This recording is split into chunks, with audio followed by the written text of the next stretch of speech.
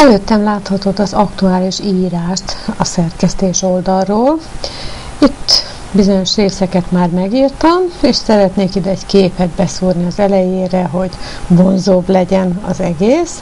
Egy olyan képet, ami a tartalomhoz illik.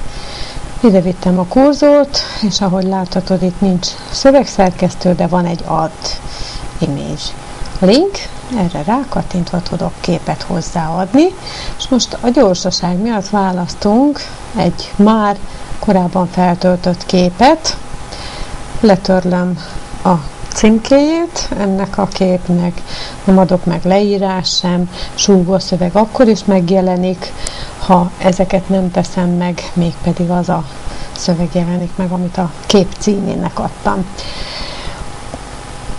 Itt láthatod, hogy a kép eredeti mérete 256x256 pixel. A bélyegkép, vagy ez a thumbnail, ez ettől kisebbre van beállítva a honlapon. Elég illusztrálásképpen ekkora méretbe is beilleszteni a képet. Én a balra illesztést választom, mert a bal szélen szoktam megjeleníteni az írásokhoz kicsinke képet. Igazíthatnám jobbra a középre, illetve ha nincset választom, akkor a kép úgy fog bekerülni az írásba, hogy csak fölötte és alatta lehet szöveg. Nem ezt választom most.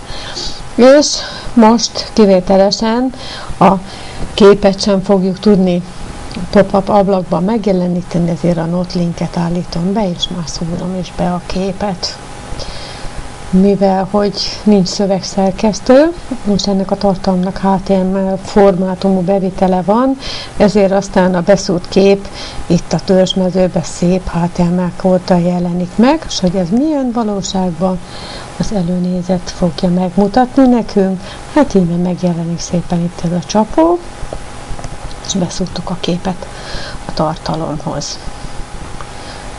Szerkesztetem tovább a tartalmat, és lássuk akkor, hogyan fog ez fölkerülni a YouTube-ra, és onnét pedig ide beágyazva ebbe a tartalomba.